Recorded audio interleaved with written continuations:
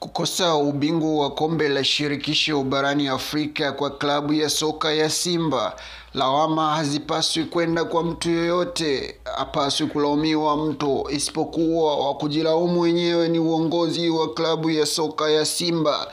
Hii inatokana na mara baada ya CAF kutoa taarifa mapema sana ya kuwa uwanja utakaocheza fainali ya pili ya kombe hilo la shirikisho barani Afrika utakuwa ni New Amani Complex.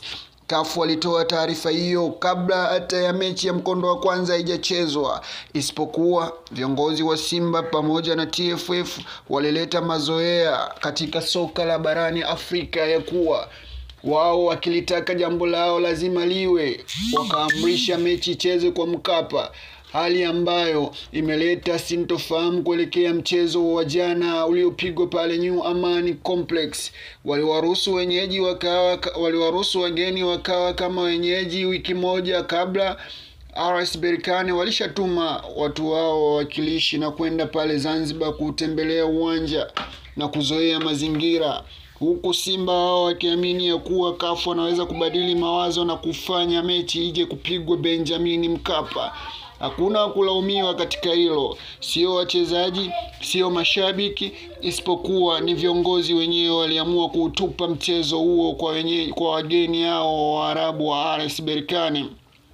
Lawama zimekuwa nyingi upande wa pili, Simba wakiamini ya kuwa waliohujumu ni viongozi wa Dar es Salaam Young Africa, wakimtaja Engineer Hersi Said kama ndio kiongozi wa kuwahujumu. La hasha, hizo lawama ni za kitoto za kutaka kuaminisha mashabiki wao ya kuwa kupoteza kwao kumesababishwa na uongozi wa Dar es Salaam Young Africa pamoja na mwenyekiti wao na mwenyekiti wa vilabu barani Afrika Engineer Hersi Said, hali ambayo sio ya kweli. Viongozi wenyewe wa Simba kuanzia tajiri mmiliki wa klabu ameonyesha kulalamika na kulalamikia maamuzi ya CAF na kusema ya kuwa amewadhulumu.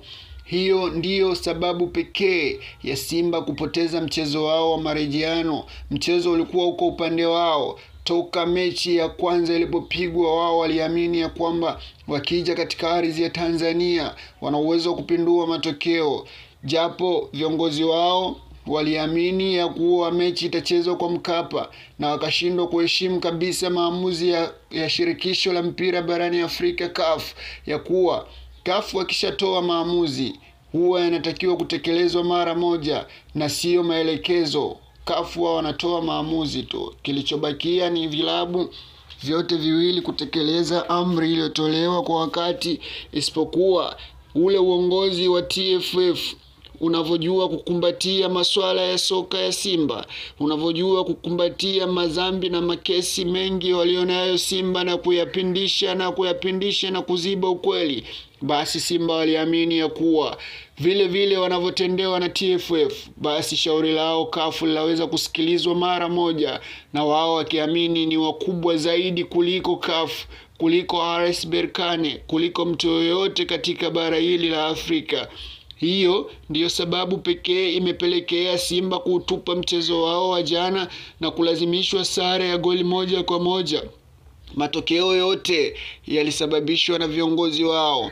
Game ilikuwa safi. Kipindi cha kwanza waliwini mchezo kiasi cha kwamba kuaminisha mashabiki ya kuwa meza inaweza kupinduka.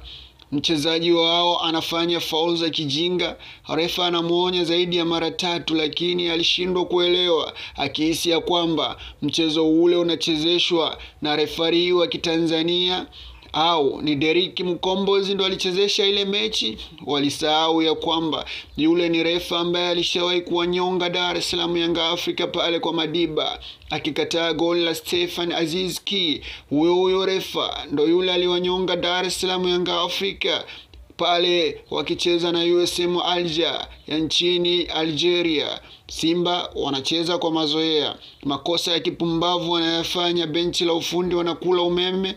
Makosa ya kipumbavu wanayafanya Yusuf Kagoma anakula umeme. Mechi inakuwa ngumu na walemea Simba na kuifanya wanapata sare ya goli 1-1 na kuzima kabisa ndoto zao pamoja na za mashabiki wao na wa Tanzania kwa ujumla kuelekea mchezo na kutaraji kubeba kombe, na kombe linakwenda Uarabuni.